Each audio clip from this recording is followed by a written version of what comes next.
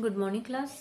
Last class में हम blood pressure discuss कर रहे थे कि ब्लड प्रेशर क्या होता है, ब्लड प्रेशर कितना होना चाहिए एवरेज एक नॉर्मल हेल्दी ह्यूमन की अगर बात करें तो उसमें ब्लड प्रेशर कितना होना चाहिए। ब्लड प्रेशर को हम दो पार्ट में पढ़ते हैं, systolic pressure and diastolic pressure. ये सारी चीजें हमने पढ़ी थी।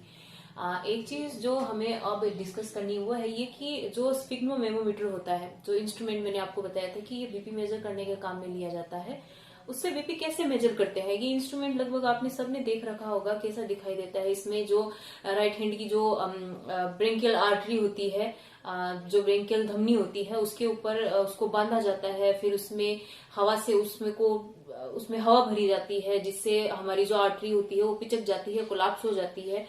ये पूरी प्रोसीजर क्या है, इसमें एक्चुअली में किया क्या जाता है। इसमें क्या किया जाता है कि जो इंस्ट्रूमेंट है उसमें एक रबर कफ होता है जो आपके हाथ के चारों तरफ इसको लपेटते हैं, इसको बांधते हैं। बांधने के बाद में इसमें हवा भरना स्टार्ट किया जाता है।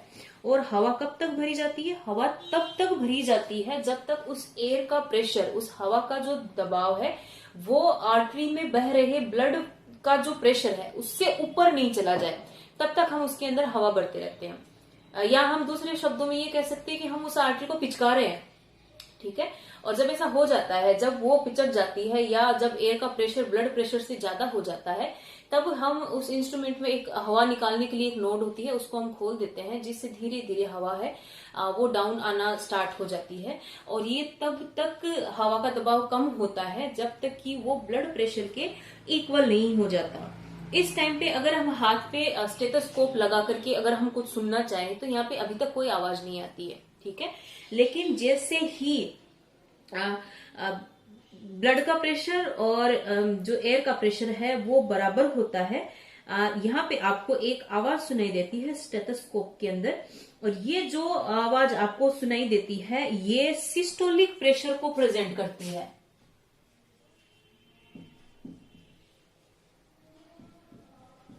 जैसे कि ब्लड प्रेशर के अंदर अपन ने पढ़ा था कि ये जो ब्लड प्रेशर है उसको दो पार्ट में हम रीड करते हैं, systolic pressure and diastolic pressure.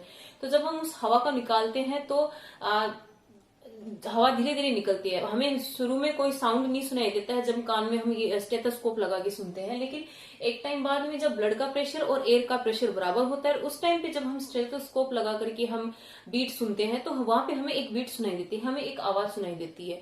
तो जिस पॉइंट पर हमें वो बीट सुनाई देती है, वो बीट जो पॉइंट है वो सिस्टोलिक प्रेशर को रिप्रेजेंट करता है, जो कि लगभग इस पॉइंट पर होता है।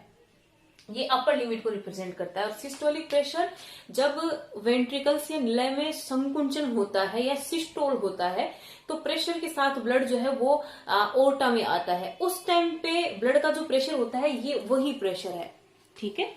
इसके बाद में ये जो साउंड है वो धीरे धीरे डाउन होती चली जाती है। और एक टाइम ऐसा आता है जब ये हमें पूरी तरह से बंद हो जाती है, पूरी तरह से सुनाई देना बंद हो जाती है। और वो पॉइंट जिस पर ये पूरी तरीके से सुनाई देना बंद हो जाती है वो होता है डायस्टोलिक प्रेशर।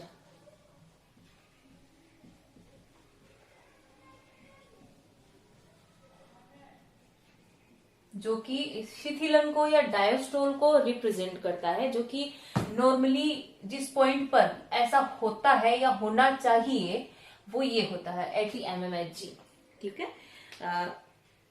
तो यहाँ पे जो दोनों अपर लिमिट सिस्टोलिक प्रेशर और जो डायस्टोलिक प्रेशर है, इन दोनों का जो डिफरेंस आता है उसे पल्स प्रेशर कहा जाता है।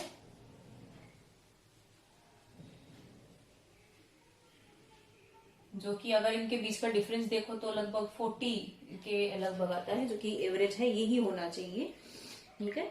तो ये तरीका होता है। उसमें रीड कैसे करते हैं, उसमें जो स्फिग्नोमेनोमीटर है उसमें हम ब्लड प्रेशर को रीड कैसे करते हैं, पूरी प्रोसीजर है वो ये होती है। इसके बाद में नेक्स्ट जो टॉपिक हम डिस्कस करने जा रहे हैं वो है जो ब्लड प्रेशर है उसकी जो असामान्य स्थितियां हैं या जो एबनॉर्मल कंडीशंस है ब्लड प्रेशर की, उसको हम डिस्कस करने जा रहे हैं। जिसमें सबसे पहली कंडीशन है हाई ब्लड प्रेशर।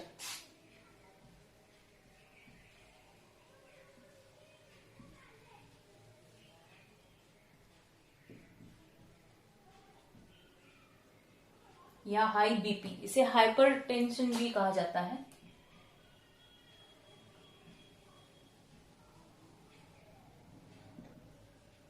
ठीक है। हाई ब्लड प्रेशर की कंडीशन होती है जब हमारा सिस्टोलिक प्रेशर, जो कि नॉर्मली 120 mmHg होता है, वो चला जाए लगभग 150 या 150 mmHg से भी ऊपर। और अगर ये कंडीशन काफी लंबे टाइम तक बन रही है तो इसे हम हाई ब्लड प्रेशर कहेंगे, या हाइपरटेंशन जो है वो हम इसको कहेंगे। ठीक है।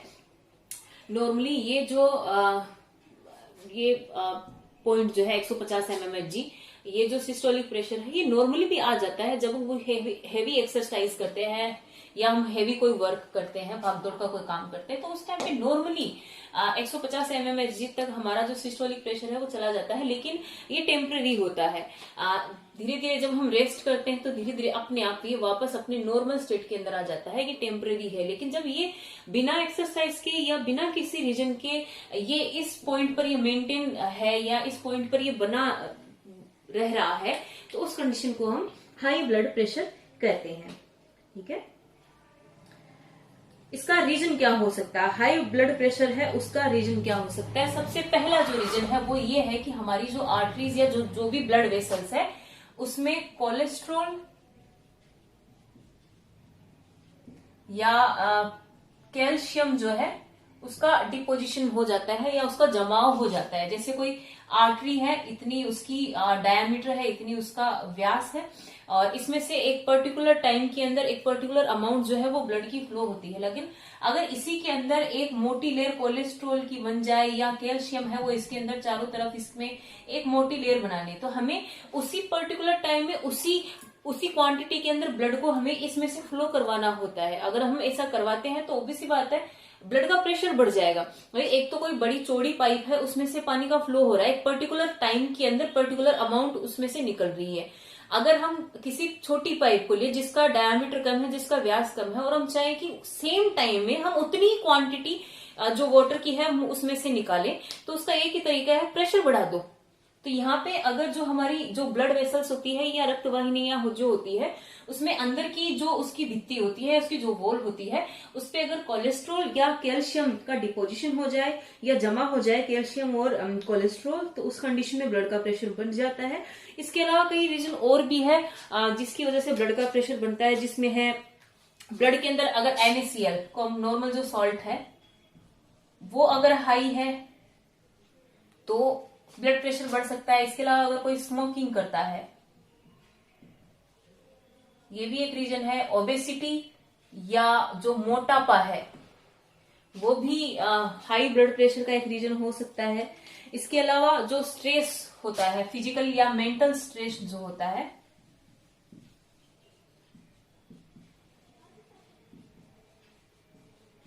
वो भी हाई ब्लड प्रेशर के लिए रिस्पॉन्सिबल हो सकता है। तो ये कुछ चीजें हैं जो ब्लड प्रेशर को बढ़ा सकती है। ये तो आउटर फैक्टर है या हमारी ही वजह से है।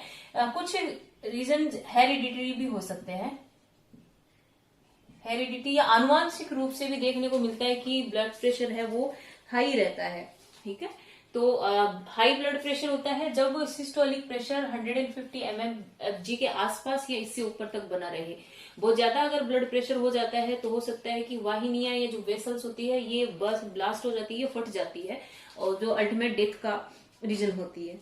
इसके बाद में सेकंड जो एबनॉर्मल कंडीशन वो है लो ब्लड प्रेशर।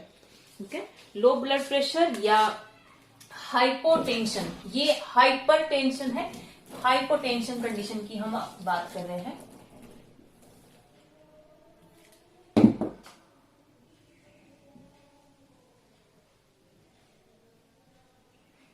हाइपो यानी कम, ठीक है, हाइपर यानी ज्यादा। ठीक है।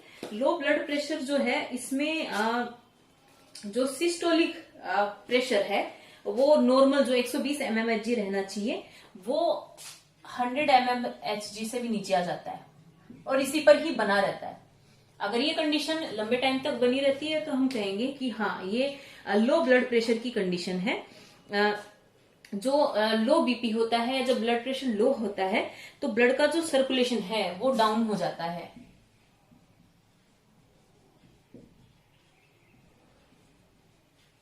ये चीज हम पहले ही पढ़ चुके हैं। ब्लड का क्या काम होता है? ब्लड जो है वो कई इंपॉर्टेंट न्यूट्रिएंट्स है, हॉर्मोन्स है, या इम्यून सिस्टम से रिलेटेड जो चीजें हैं वो ऑर्गन्स तक पहुंच जाता है, उनसे एक्सक्रीटरी मटेरियल को लेकर के आता है, गैसेस को एक्सचेंज करने में हेल्प करता है। तो अगर प्रॉपर अमाउंट के अंदर ब्लड किसी ऑर्गन तक नहीं जा रहा है, उसको नहीं मिल रहा है, तो उसमें कई सारी चीजों की कमी हो जाएगी। प्रॉपर टाइम पे उसको गैसेस नहीं मिलेगी, प्रॉपर न्यूट्रिएंट नहीं मिलेंगे, और भी हार्मोन या अदर जो रिक्वायरमेंट उसकी है वो प्रॉपर टाइम पे पूरी नहीं हो पाएगी अगर ब्लड सर्कुलेशन है वो डाउन हो गया। अगर ये 120 से अगर 100 mmHg तक आ जाए बाय चांस, तो ये डेथ के लिए भी रिस्पॉन्सिबल हो सकता है। अगर इतना डाउन बीपी आ जाए तो ये डेथ भी कर सकता है। ठीक है, नेक्स्ट हम डिस्कस करते हैं कि क्या रीजन है लो ब्लड प्रेशर की, किसी का ब्लड प्रेशर है वो लो क्यों हो जाता है। तो सबसे पहला जो इसका रीजन है वो है ब्लड के अंदर जो कॉमन सॉल्ट है NaCl, उसकी कमी होना। अगर NaCl ज्यादा है तो ब्लड प्रेशर ज्यादा हो जाएगा। NaCl अगर कम है, रिक्वायरमेंट से भी कम है, तो ब्लड प्रेशर है लो हो जाएगा। क्योंकि अगर NaCl कम है तो ब्लड का जो ऑस्मोटिक प्रेशर है वो भी डाउन आ जाएगा, या जो पराशरण दाब है वो भी नीचे आ जाएगा।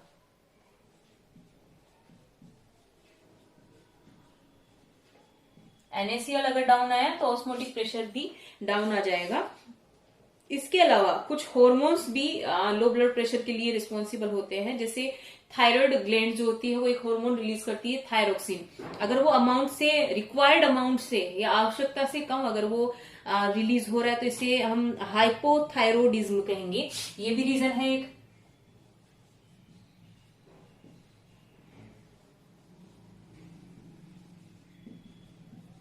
ठीक है, इसके अलावा जो एड्रिनल ग्लैंड है वो भी रिस्पॉन्सिबल होती है। एड्रिनल ग्लैंड के हाइपो कंडीशन की वजह से एडिशन डिजीज होती है जो लो ब्लड प्रेशर के लिए रिस्पॉन्सिबल होती है।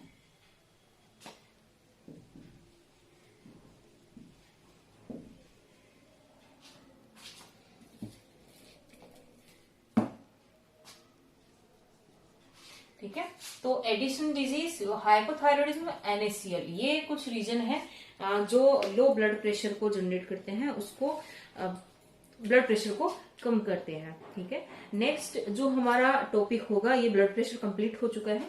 नेक्स्ट जो हमारा टॉपिक होगा वो है बॉडी टेम्परेचर।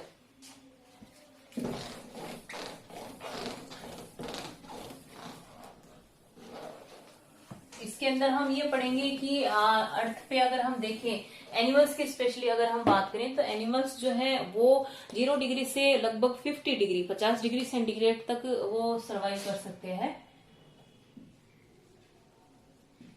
वो डिपेंड करता है कि जो ऑर्गेनिज्म है वो किस टाइप के एनवायरनमेंट में रह रहा है। जैसे अगर वो डेजर्ट एरिया में रह रहा है, मतलब वो टेम्परेचर हाई को टॉलरेट कर सकता है। अगर ऐसे एनवायरनमेंट में रह रहा है जिसका टेम्परेचर कम है, तो मतलब वो उस कंडीशन के लिए अडेप्टेड है, वो वही टेम्परेचर टॉलरेट कर सकता है। ठीक है, यहाँ पे जो एनिमल्स है उनको मोटे तौर पर या मेनली उनको 2 कैटेगरी में डिवाइड किया गया है।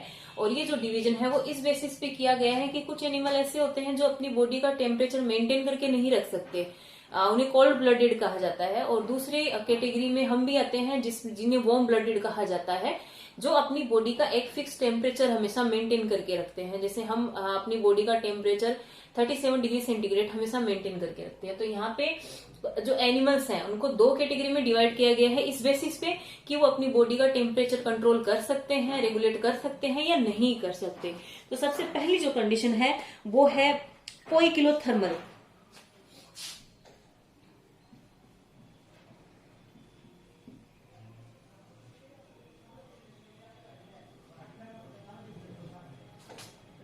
या कोल्ड ब्लडेड।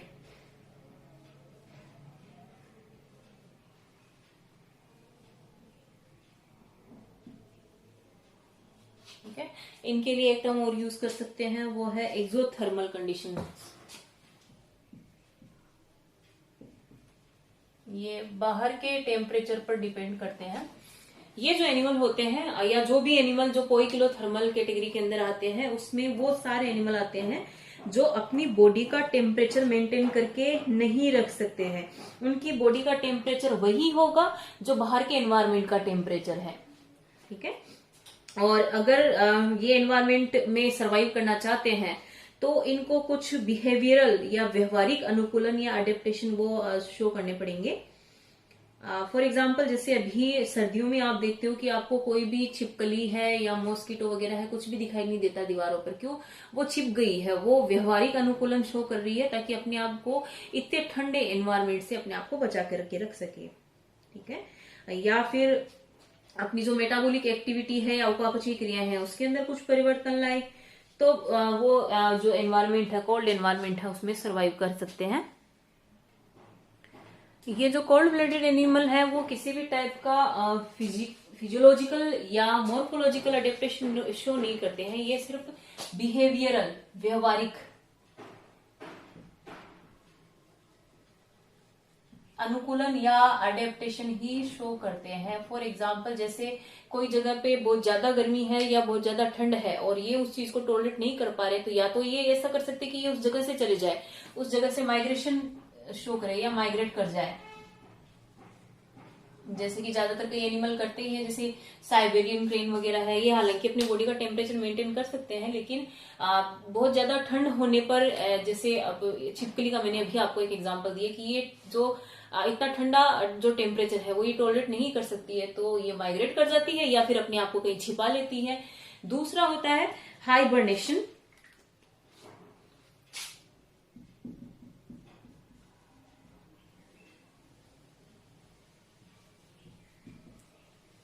हाइबरनेशन या इसको बोलते हैं शीत निद्रा।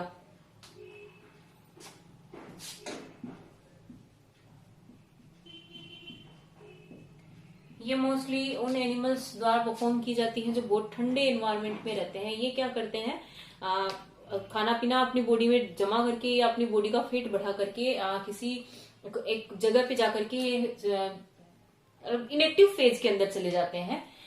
इनकी जो मेटाबॉलिक एक्टिविटी होती है वो एकदम से डाउन चली जाती है और ये तब तक उस कंडीशन में रहते हैं जब तक मौसम चेंज नहीं हो जाता है या जो वेदर है वो चेंज नहीं हो जाता।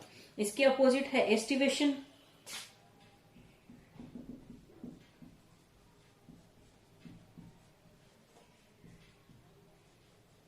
या ग्रीष्म निद्रा। जब बहुत ज्यादा गर्मी होती है, टेम्परेचर बाहर का बहुत ज्यादा होता है और अगर कोई एनिमल उसको टॉलरेट नहीं कर पा रहा है तो फिर वो सेम वही चीज रिपीट करेगा कि अपने आप को छुपा लेगा। दोनों का एग्जांपल कॉमन अगर हम देखें तो फ्रॉग या जो एम्फीबियंस होते हैं वो इसका एग्जांपल है। फ्रॉग्स जो होते हैं वो अपने बॉडी का टेम्परेचर मेंटेन करके नहीं रख सकते हैं। इनका जो बॉडी का टेम्परेचर है वो वैसा ही हो जाएगा जो बाहर का टेम्परेचर है। तो फ्रॉग वगैरह होते हैं वो न तो हमें बहुत ज्यादा ठंड में दिखाई देते हैं न बहुत ज्यादा गर्मियों में ही दिखाई देते हैं। ये जो बीच का सा मौसम होता है, बारिश का मौसम होता है, उस टाइम पे ये हमें जनरली देखने को मिलते हैं। तो यहाँ पे जो पोइकिलोथर्मल एनिमल होते हैं वो मॉर्फोलॉजिकल या फिजियोलॉजिकल अडेप्टेशन तो नहीं शो कर सकते, ये बिहेवियरल या व्यवहारिक अनुकूलन ही प्रदर्शित कर सकते हैं। अपने व्यवहार में परिवर्तन लाके ही अपने आप को प्रोटेक्ट कर सकते हैं आउटर एनवायरनमेंट से, जिसमें माइग्रेट कर जाते हैं ये या माइग्रेशन शो करते हैं। हाइबरनेशन है या एस्टिवेशन है, ये कुछ व्यवहारिक अनुकूलन है जिससे वो एनिमल अपने आप को बचा सकता है। इनके एग्जाम्पल्स की अगर हम बात करें तो इनके एग्जाम्पल है एकशेरुकी लगभग या इनवर्टिब्रेट्स या एम्फीबियन जिसका एग्जाम्पल मैंने अभी आपको दिया है। और इसके अलावा जो सरीसृप या जो रेप्टाइल्स होते हैं वो भी इसी कैटेगरी के ही एनिमल है।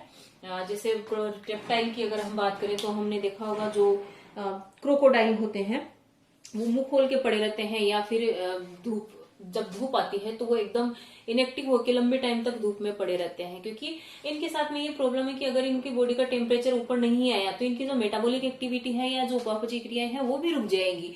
तो इनको अपनी बॉडी का टेम्परेचर मेंटेन करके रखना जरूरी है, क्योंकि अगर इन्होंने ऐसा नहीं किया तो इनकी जो मेटाबॉलिक एक्टिविटी या जो उपापचयी क्रियाएं हैं वो रुक जाएगी। तो जैसे कई रेप्टाइल्स को हम देखते हैं, जैसे सांप वगैरह है या क्रोकोडाइल्स है, ये धूप होने पर इनएक्टिव होके बिना हिले डुले लंबे टाइम तक धूप में पड़े रहते हैं। ठीक है। इसके बाद में नेक्स्ट जो कैटेगरी हम डिस्कस कर रहे हैं पोइकिलोथर्मल के बाद में या कोल्ड ब्लडेड एनिमल के बाद में, वो है वार्म ब्लडेड एनिमल या होमोथर्मल कंडीशन।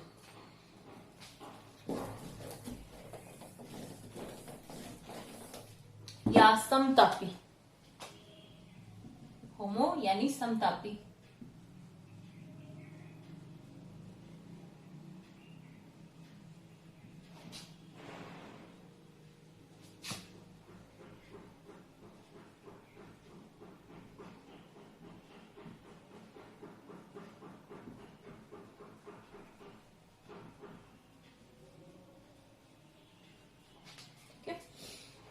इसमें हम आते हैं जनरली बर्ड्स और जो मेमल्स है वो इसके एग्जाम्पल है। जितने भी बर्ड्स होते हैं और जितने भी मेमल्स होते हैं वो अपनी बॉडी का जो टेम्परेचर है वो मेंटेन करके रख सकते हैं। बर्ड्स की अगर बात करें तो उनका जो कांस्टेंट टेम्परेचर होता है वो 40 to 42 डिग्री सेंटीग्रेड तक होता है। मेमल्स की अगर बात करें तो 36 से 38 डिग्री सेंटीग्रेड इनका एवरेज टेम्परेचर जो है वो मेंटेन करके रखा जाता है। ठीक है, और इनके अंदर एक फिक्स टेम्परेचर रहता है और यही वो टेम्परेचर है जिसके ऊपर इनके बॉडी के ऑर्गन्स या इनकी जो मेटाबॉलिक एक्टिविटी है वो प्रॉपर अपना काम करती है या मेटाबॉलिक एक्टिविटी है वो प्रॉपर रहती है। ठीक है, अगर इससे ज्यादा टेम्परेचर हो या इससे कम टेम्परेचर हो तो इनकी जो उपापचय क्रियाएं हैं या इनकी जो मेटाबॉलिक एक्टिविटी है वो अफेक्ट होगी। ठीक है, और ये अपनी बॉडी का टेम्परेचर मेंटेन करने के लिए हेल्प लेते हैं जो उपापचय क्रियाएं हैं, क्योंकि उपापचय क्रियाओं में या मेटाबॉलिक एक्टिविटी के रिजल्टेड हीट प्रोड्यूस होती है और इस हीट का यूज ये अपनी बॉडी टेम्परेचर को मेंटेन करके रखने के लिए करते हैं। ठीक है, और इसके अलावा अगर फिर भी आउटर एनवायरनमेंट का टेम्परेचर इनके जो कांस्टेंट टेम्परेचर है जो ये मेंटेन करके रखते हैं उससे ज्यादा है या कम है तो ये बिहेवियरल या व्यवहारिक अनुकूलन के अलावा फिजियोलॉजिकल या मॉर्फोलॉजिकल अडेप्टेशन भी शो करते हैं, शारीरिकी और कार्यिकी।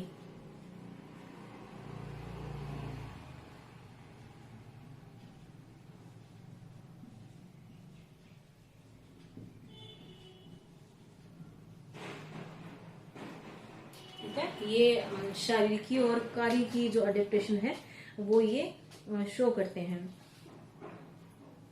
इसके बाद में नेक्स्ट जो पॉइंट हम डिस्कस कर रहे हैं नेक्स्ट है हीट प्रोडक्शन की। जो वार्म ब्लडेड एनिमल होते हैं वो अपनी बॉडी का टेम्परेचर मेंटेन रखने के लिए हीट का प्रोडक्शन करते हैं और वो हीट का प्रोडक्शन जो है ये कैसे करते हैं। ठीक है, तो हीट का जो मेन प्रोडक्शन है वो डिपेंड करता है मेटाबॉलिक एक्टिविटी के ऊपर या उपापचय क्रियाओं की जो रेट है या जो दर है उसके ऊपर ये हीट का प्रोडक्शन है वो डिपेंड करता है। और मेटाबॉलिक एक्टिविटी जो है उसमें हीट कैसे प्रोड्यूस होती है, इसमें हीट प्रोड्यूस होती है जो भी हम खाना खाते हैं, जो भी हम कार्बोहाइड्रेट प्रोटीन या लिपिड हम कंज्यूम करते हैं, हम खाते हैं, उनका ऑक्सीकरण या उनका ऑक्सीडेशन होता है जिसके रिजल्टेड एनर्जी प्रोड्यूस होती है।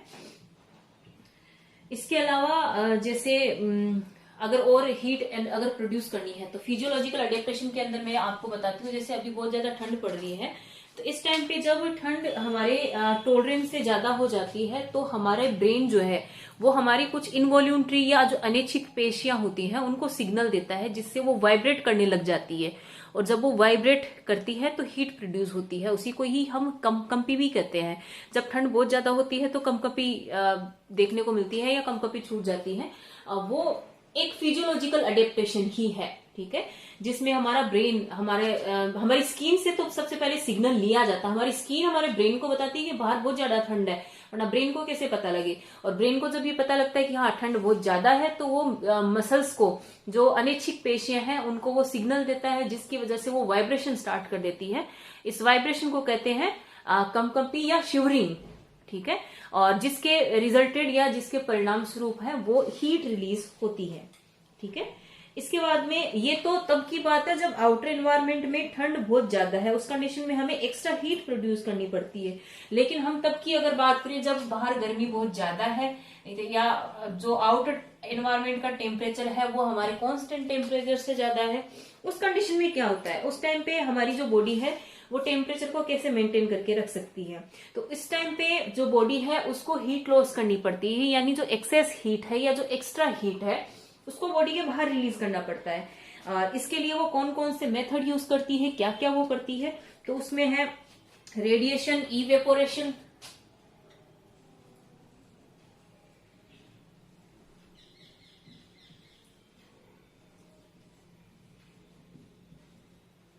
वाष्पन या इवेपोरेशन। इसके अलावा है कंडक्शन एंड कॉन्सलेशन, कन्वेक्शन।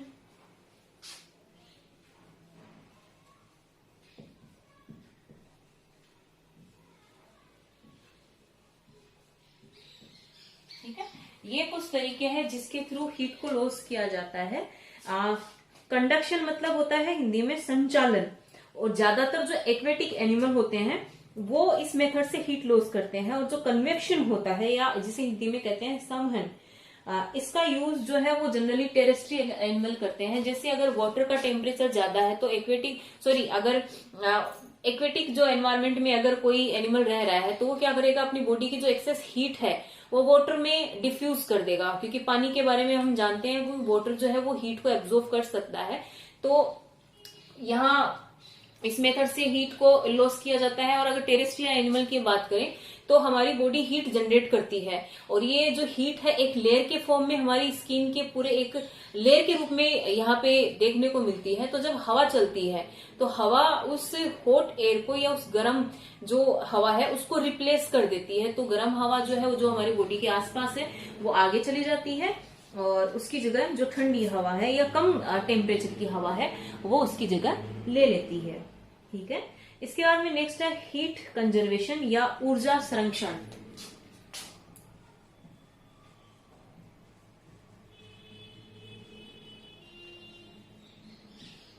ये सारे एग्जाम्पल जो हम पढ़ रहे हैं वो मॉर्फोलॉजिकल एंड फिजियोलॉजिकल बिहेवियर में ही है। ये सारे जो अपन ने पढ़े हीट कंजर्वेशन वगैरह ये फिजियोलॉजिकल बिहेवियर अडेप्टेशन के अंदर ही है कि हम अपनी फिजियोलॉजी में या अपनी कार्यकी में क्या परिवर्तन लाते हैं हीट को लॉस करने के लिए या हीट को कंजर्व करने के लिए। तो हीट कंजर्वेशन की अगर बात करें तो हमारे पास स्पेशली बर्ड या मेमल की अगर बात करें तो इनके पास कई ऐसी स्पेसिफिक स्ट्रक्चर्स प्रेजेंट होती है जो हीट लॉस को रोकती है, जैसे हेयर एंड फेदर्स। जो मेमल्स होते हैं उनका एक बहुत ही विशिष्ट लक्षण है या एक स्पेशल कैरेक्टर है, वो है स्किन पर बालों का पाया जाना। तो हेयर और फेदर्स या पंख जो है जो पक्षियों की बॉडी पे पाए जाते हैं वो हीट कंजर्वेशन का एक इम्पोर्टेंट तरीका है। ये हीट को, बॉडी की जो हीट है उसको बाहर डिफ्यूज या आउटर एनवायरमेंट में डिफ्यूज होने से रोकते हैं। इसके बाद में नेक्स्ट है वेसो मोशन।